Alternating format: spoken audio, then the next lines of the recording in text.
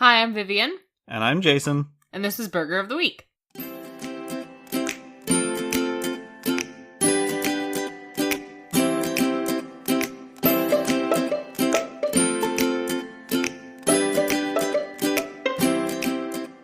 Each week we discuss an episode of the Fox animated series Bob's Burgers, and we create a themed burger based on the episode.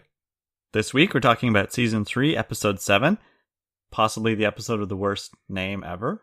I mean, I kind of like it. Tyrannosaurus Rex. I think it's cute. No? Okay, fine. It was written by John Schroeder. It was directed by Wes Archer, and it aired December 2nd, 2012. And this episode guest stars Bob Odenkirk, who's best known for his role as Saul Goodman in Breaking Bad and Better Call Saul. He plays Chase, the insurance adjuster.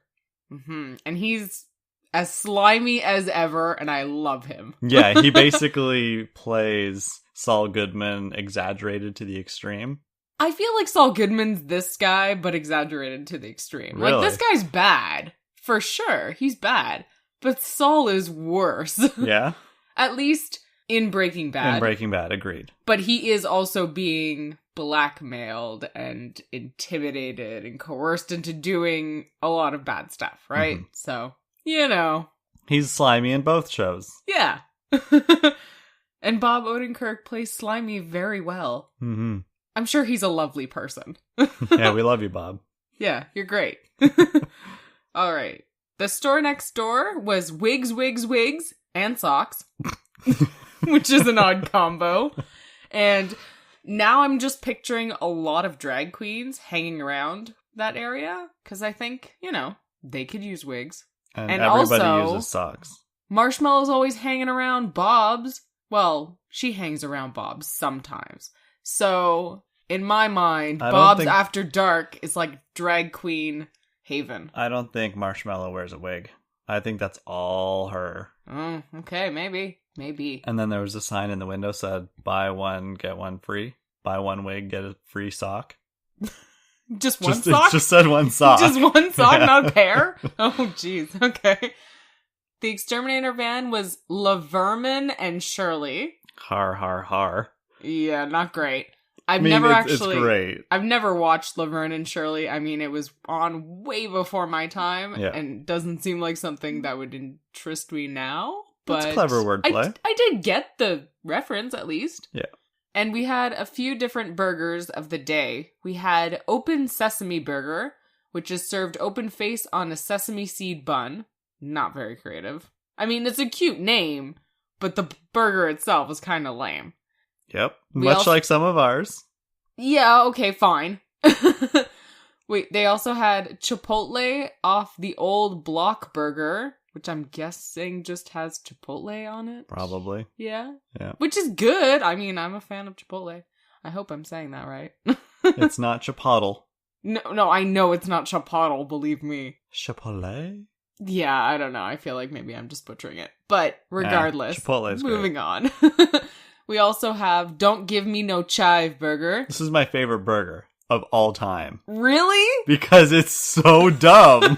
Don't give me no chives, served with no chives. So it's just a regular burger. It's just a burger. I know. It's so funny. It's like my burger last week. The shark fin one. Shark fin dupe burger. You know? And I said it was just going to be a regular burger. Yep. It's exactly like this. Yep. I thought it was great. Bob's used chive a few times. Yeah. It's an easy word to make puns with, I guess. Yeah. So I hope none of your burgers today have chive in it. None of them do. Good. You'll be proud of me. And our last burger was Pickle My Funny Bone. So really, Bob was not very creative with the actual ingredients in his burgers, but at least the wordplay was okay. Yeah. So that's something. So I guess the burger comes with a pickle. Yeah, probably. Wow. Which all of his burgers come with pickles Exactly. anyway. Okay. All right, Jason, you want to tell us what this episode is about? Tina is racked with guilt when Bob forces her to lie about an accident that occurred when he let her drive his car. But a shady insurance adjuster sees through their ploy and blackmails Bob into committing more insurance fraud. Dun, dun, dun. Jeez, this is a heavy hitter. Yeah, it is. And then our B plot is Jean and Louise riding around in Mort's hearse and taking a taking advantage of him. For Yeah, sure. for sure. And that's fun. It's fun. Yeah, we get to see the other siblings, and it doesn't feel too shoehorned in my opinion. It kind of works. It makes sense.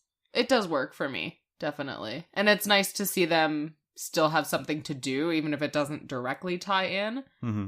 It still keeps Mort and Jean and Louise, like, funny and fresh, and it kind of takes some of the darkness out of the A-plot, I think.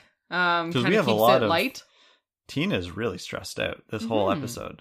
I mean, within fairly good reason. Yeah. But if it was just about her, this would be a really heavy episode. Yeah, it could be very heavy, for sure. So I think the B-plot keeps the A-plot from getting a little too dramatic. Plus, Mort. Plus, we get to see Mort. Yeah, we haven't seen Mort for more than a few minutes here and there, so we actually give him something to do. Are you a fan of this episode? Do you like it? Yeah, I think it's great. It's got probably one of the most memorable moments of any Bob's Burgers episode. Regardless of whether you've seen the show or not, you know the parking lot sequence. And you know Tina doing her groans and her everything is okay face, which is so bad. She's got 3 of them, and they're all horrible. Oh, terrible. The worst. Especially, I would say, the creepy smile she gives second. The second one, yep. That's probably the worst face I've seen. Oh, yeah. I love how animation can do that, though. Completely distort somebody's face. Oh, yeah. And just make them look terrifying. Mm-hmm. And what would probably be like an awkward smile in person just becomes terrifying. Mm-hmm. So Tina's story in this episode is very reminiscent of a moment in my own life. When I was...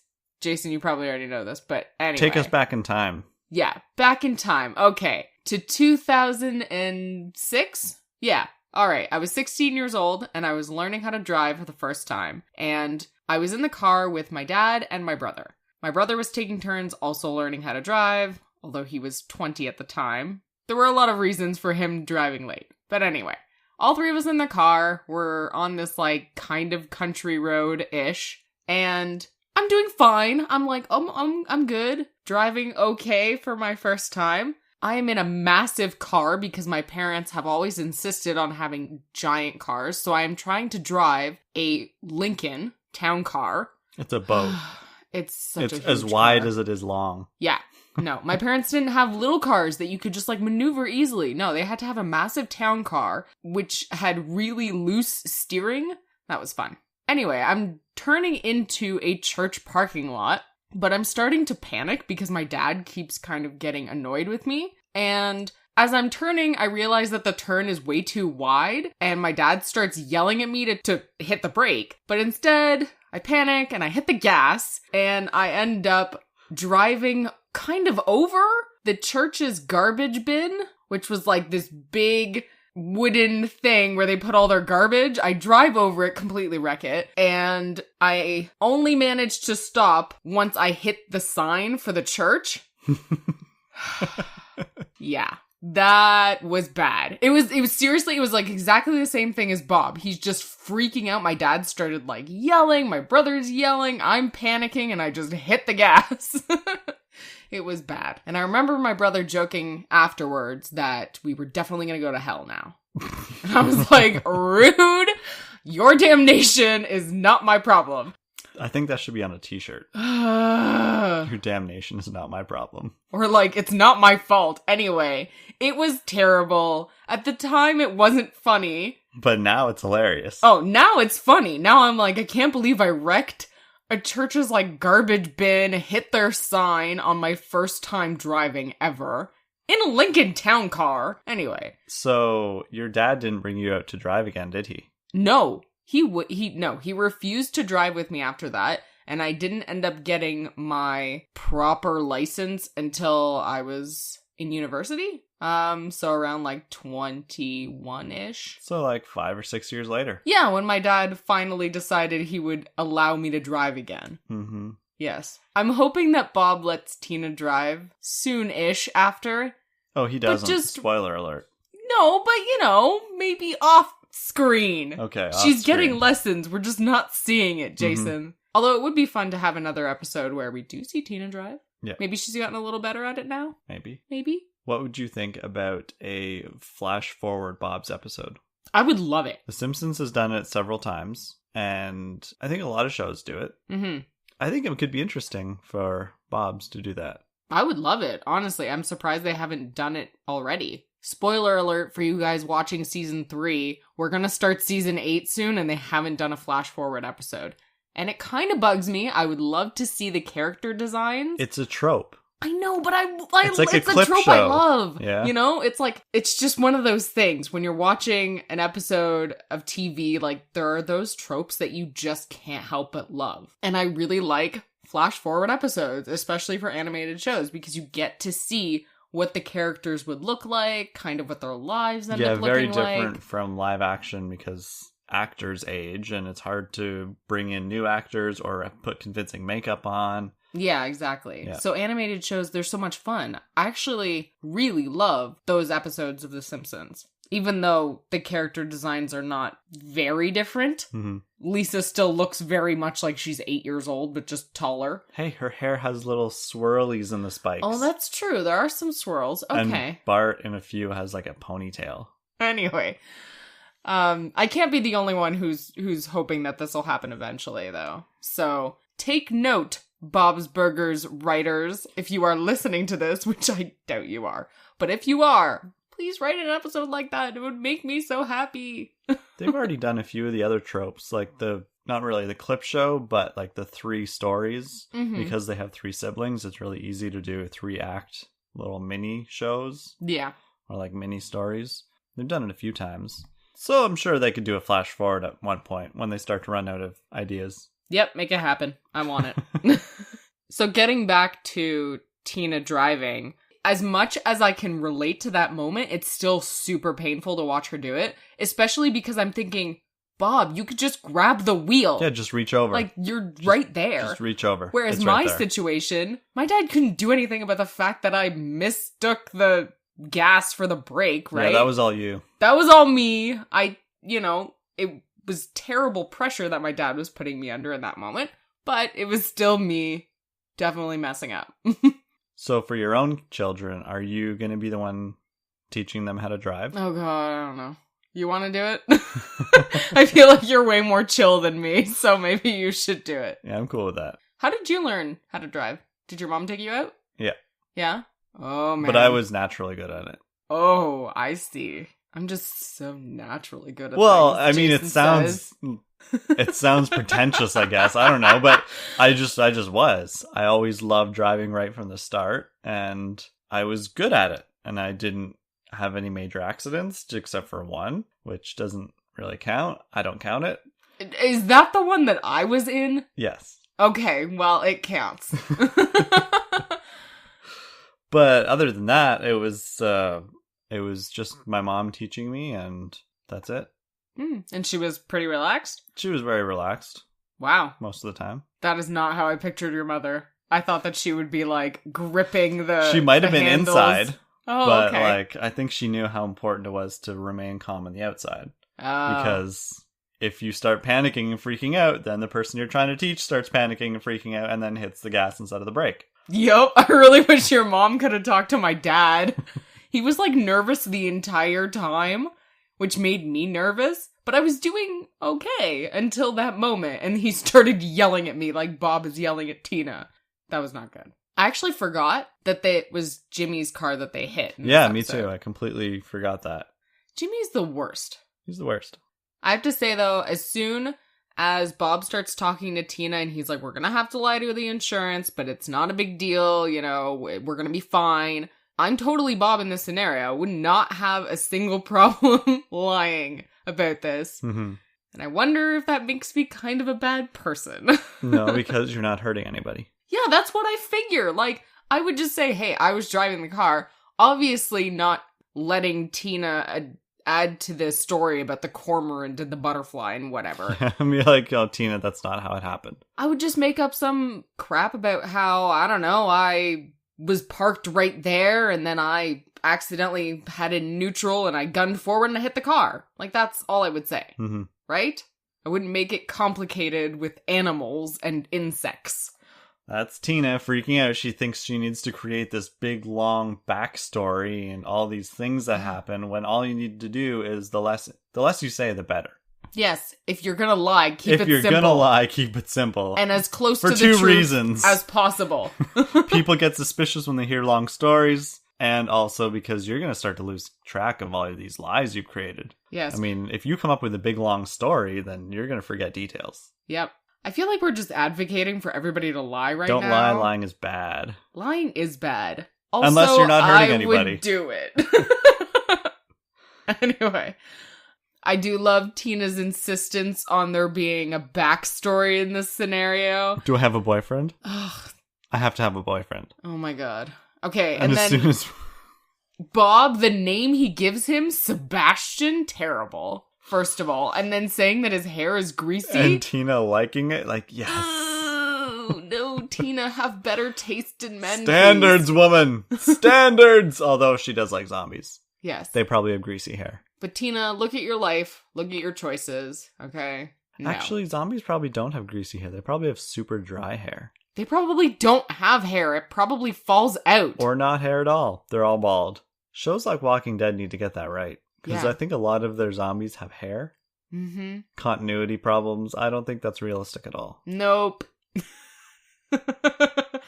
I like how excited Louise gets when she finds out that she can drive in Mort's hearse. Would you want to drive in a hearse? Yes? I would do it. Why not? Sure. Sounds cool. And Jean is so cute, calling Coffin in the back, and then being like, no, I was just tricking you. I'm too scared to ride Coffin. I really want shotgun. Jean is not very brave, ever. No. So this is very consistent. Yes. For sure. And not only that, but the last time they were around a coffin They was almost, fairly traumatic. I mean, they almost burned their dad alive. Yeah, exactly. And they all thought there were zombies in the basement. Like, I get it. Gene is a little shy around coffins, and I don't blame him. The stores that they pass by when they're in Mort's hearse, there's a few good ones. Mm-hmm. There's Nothing But Lids, Yippee Pie Yay, Jack's Slacks, and Need for Tweed discount suits. I'm surprised it wasn't Yippee Pie Yay. Yeah. Oh. That'd be fun. No, I think Yippee Pie Yay is cute. And Yeah. I think someone should use it. Like, that would actually be a fairly good name. Yippee pie, yay! Yeah, it's cute, right? Nothing But Lids is a little dumb. I guess it's a hat store? I'm thinking Or it's they like just- lids for containers. Just lids. the lids. 'Cause You go know, in there, you and the question they get asked all the time, and they're probably sick of hearing it. Yo, where can I buy the bottom of this? Where can I get a container that fits this lid? They just look at them silently until they leave. Get out! Or do they tell them to put a lid on it? Oh my god. No. Oh goodness. Yeah. To reference our other podcast, Forking Bullshit, the Good Place podcast, I really love Tina's idea of hell jail because it reminds me of Tahani thinking that hell is being forced to wear knockoff handbags and drink tap water. Because in Tina's vision, yes, okay, the lunch is clearly maggots, and also apparently your lies. But the part that she hates most about it is that that's what we had yesterday. She doesn't like to eat leftovers. Tina, come on, leftovers are the backbone of this nation. Isn't the lunch lady the regular lunch lady too? Oh, I don't know. Well, she looks like hellish, right? She's got the creepy tongue and the big eyes. Okay. And there's a little bit of continuity here because you can see in the ice cream machine that the teeth indentations from the mechanical shark in the deepening are still there. Oh, really? Yeah. So that ice cream machine wasn't completely destroyed. Yeah, it should have been. It should have been, but that's okay. We salvaged it. Yeah. Bob reused it. And we're, keeping that going, just showing the teeth marks. That's fine. That's funny because I always notice the teeth marks and I forget what it was from. So now I There you remember the deepening. Mm-hmm. 3 deepening. Oh, God. So another reason that I really love this episode is because I think that the fire is such a great twist. Like, when I first watched this episode, I assumed that Tina would somehow slip up and end up telling Chase the truth. Definitely. Or they would be found out somehow. I never, ever thought in a million years that there would be a fire, that Chase would be blackmailing them. Like, I had no idea. Yeah, the episode changed. It was so great because, you know, you're just expecting it to be kind of cookie cutter, you know, learn to not lie because whatever. But really, we just get a whole different story with Chase. And it's so much better. It is. As soon as when I watched this for the first time, when you see the fire happening and then it cuts immediately to the bare bones of the house just completely demolished, I was like, holy crap, the house is gone. Like, Tina just burned down a house. That's huge. That's massive. That's not a tiny thing. No. And then, of course, that makes her panic even more. Because she really honestly believes that she did that. That was her fault. That is a lot of guilt for a 13-year-old to carry. Burning down an entire house. Yeah, that's huge. Yeah, that's massive. And then the fact that Chase doesn't even try to tell them, like, right away, that this was a sort of ploy that he was employing, like, it's just really messed up. Yeah. He's skeezy. Oh, he is. He's one skeezy guy. And it's made worse when they go to his office and he's waving around this dead fish. Okay, that part always makes me laugh. Because it splashes Bob and Tina in the face. I know, and then he throws it out the window. What are you doing? That's and it hits Mort in the head. That's not what you do with dead fish. You flush them, right? No, you give them a proper fishy funeral in your backyard, if you're me. And also, a rather touching eulogy in front of your scout group. This is definitely not based on any historical facts, is it? Yes, it totally is. I did that. Okay. I was very attached to my fish, by the way. I can tell. I had no other animals. Not even hamsters? No! At that point, I didn't even have hamsters. I just had fish, and then I upgraded to hamsters, and I'm hoping to upgrade to a cat eventually. Why would you bury them into the ground where it's foreign to them? Why wouldn't you send them back to where they belong? Because I couldn't flush them down the same place where I poop, Jason. That felt so rude. Well, you're not supposed to do it at the same time. Well, no. I'm not gonna put my little fish on, like, a toilet that's just been used, but it still felt wrong. Okay. Proper fishy funeral. Anyway. They were tiny goldfish, by the way. Anywho. I'm just saying, they would prefer to be buried in water. That's like burying us in the Don't make me feel guilty like 20 years later. Shush! Okay. The one thing that bugs me is that wouldn't the fire department notice, like, an abundance of kerosene? Oh, yeah. They would notice that there's something up with that. Like, the whole house goes in flames very quickly. The only thing that I would think... Also, what is your house made out of? Are bricks burning like that? How well do bricks burn? Maybe it's siding? And maybe siding burns faster? Maybe. I don't know. I would have to look at the construction of his home a little Check more out the closely. blueprints. Yeah. I think what he did was just put kerosene in the barbecue. Like, a lot of it. Yeah, but wouldn't it have started to burn when Bob was there? Yeah, but, you know, cartoon. Okay, fine. Fine, Instead of having kerosene, like, all in the house. Because I feel like that would be a lot more obvious. I don't know. Yeah, if you just had it against the side of your house, I feel like they would figure it out. Unless there was no thorough investigation because Tina was very fault. True. Very true. Yeah. And he's all, oh, I'm an insurance adjuster, which is basically like saying I'm a cop when there are fires, right? Mm-hmm. That's how it works. Totes. You would know. Totally. And then another moment that kind of bugs me is why does he have the can of kerosene at his office? Because if he had it at his house, that would be damning evidence. Shouldn't it be weird, like, evidence that he's just got a can of They're kerosene? not investigating his workplace. I guess. Come on, you gotta think like a police officer investigating an accidental burnage. Oh, goodness. And we get kind of another nice little twist in the episode when the family actually tries to get back at Chase.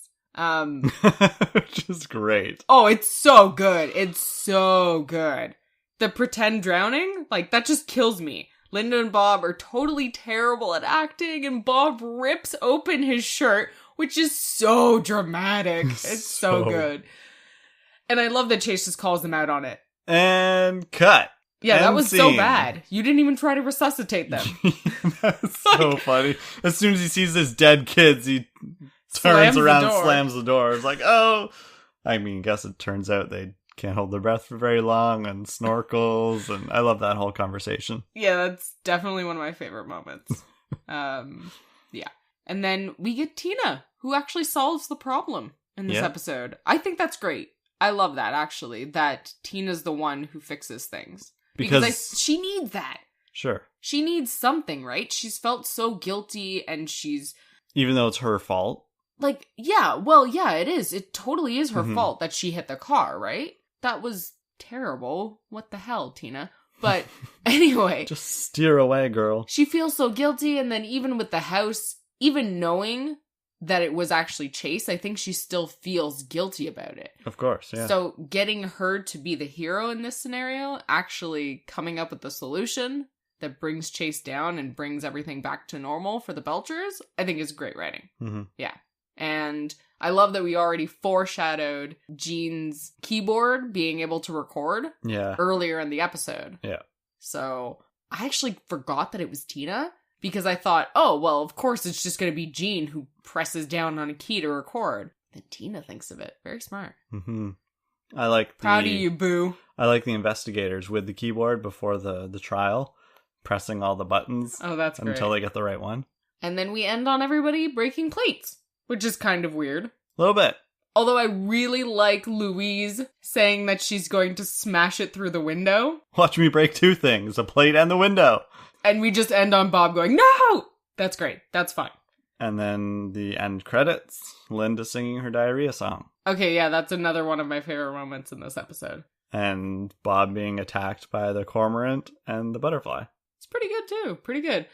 But actually, what I love more than Linda's song is just the little flashback to Linda and Bob going to what is obviously a nice party, and Linda just announcing first thing, sorry we're late, Bob had diarrhea.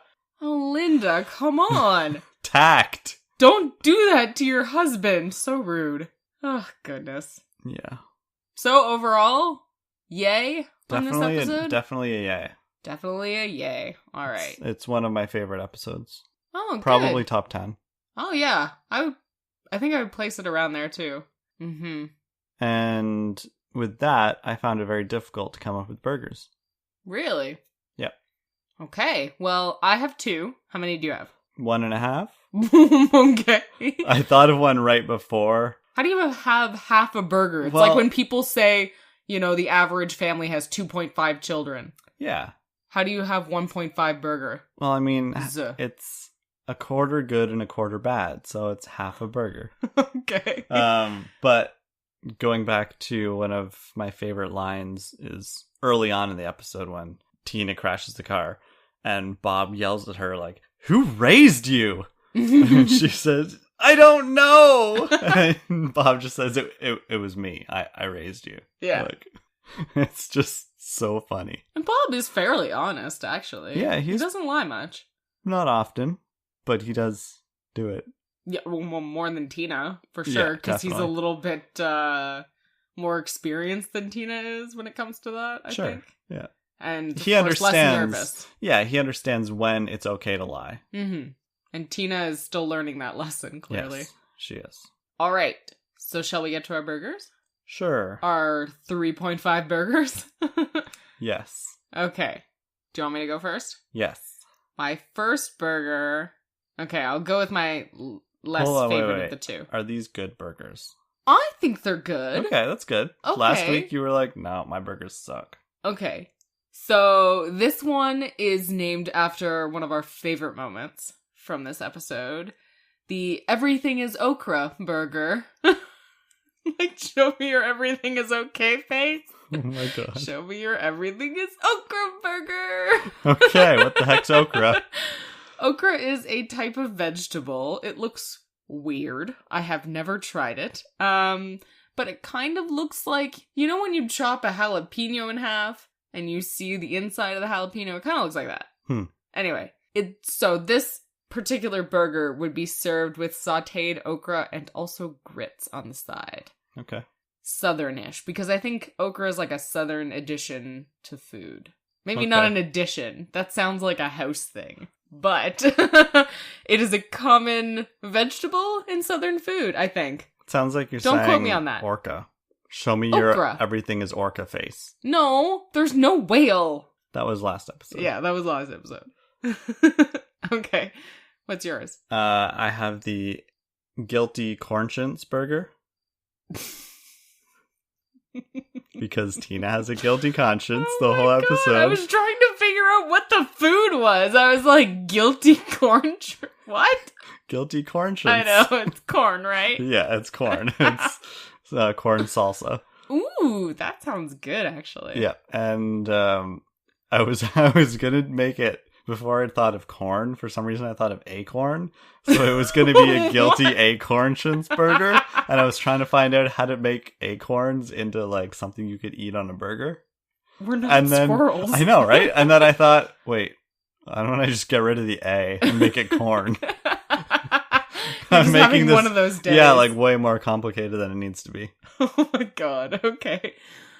I really want to hear your half a burger, but I guess I should tell you my second one first. All right. This one, you're gonna hate it. Oh my God. You really like your burgers, but you know I'm gonna hate them. I think you're gonna think it's stupid, but that's fine.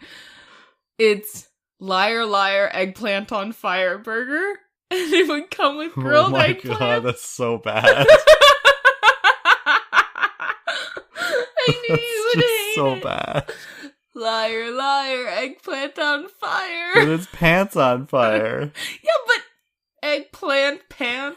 It's close. Fine, Such it could a be stretch. liar, liar, eggplants on fire. That's such a stretch. No, it is not. It is very close. Mm-mm. Okay. I think even my half a burger is better than that. What? That is rude, sir. Uh-huh. Okay, tell me what your half a burger is. Who braised you? What does it come with? It's braised beef. Oh my! What does braised mean? I don't think I've ever actually had it, but it's more like pulled beef. Almost like it's really tender and juicy, and it, according to the internet, it breaks down tough bits of meat, so it's easier to chew and softer. Okay. Yeah. There is obviously a reason I don't know this. Yes. The vegetarian not knowing what braised beef is. Yeah. Or how it's done. Yeah. Who braised you? That's cute. Okay. I still think my liar, liar, eggplants on fire is best. You're Personally. sorely mistaken. What? Come on! That's good wordplay, and also very relevant to this episode. Yep, it is in two different There's ways. fire, Yep, and there's lying. and there's lying. Twice! Yep, absolutely correct. So, I got you there, buddy. You don't have me arguing or disagreeing with you. Oh, okay, good. I just don't think it's very good. Be nicer. Okay. So Partially because I hate eggplant. Okay, yeah, Because eggplant it's is gross, disgusting. but I don't actually care. I'm not going to eat this burger. I'm just... How are you supposed to want people to make your burger if you can't get behind it 100%? Are you telling me that you could get behind Corpse Pride 100%? Yeah. I told you I'd eat people. Jason, you did not tell me this. Who am I dating? Hannibal? Nuh-uh. You wish. No thanks. He's got style. Yeah, he's got style, but Class. he also eats people. I like to But keep he my has limbs. a superpower. I like to keep my limbs. Thank you. Okay, so does that mean that my burger wins this episode? No. What? Not even close. Dang. Okay, so are you gonna pick your favorite of yours and we'll duke it out? Sure. Rock, paper, scissors style. Which one's your favorite of your two? I'll tell you when I win. What? I don't know. I hardly ever win these things anyway, so it doesn't matter. Yeah, you don't have faith in yourself. Okay. No faith in my All right. rock, paper, scissors. Oh, that almost looks like... No, that's definitely paper. Whatcha, whatcha. How is this paper? Oh, it looks like paper. It looks like it was stock like, here. kind of like this. I was half deciding what I was. Oh, Like, rude. I went splitsies, and then I was like, wait. You cannot do that. I know. Okay. Come on. Okay. Oh, I friggin' won.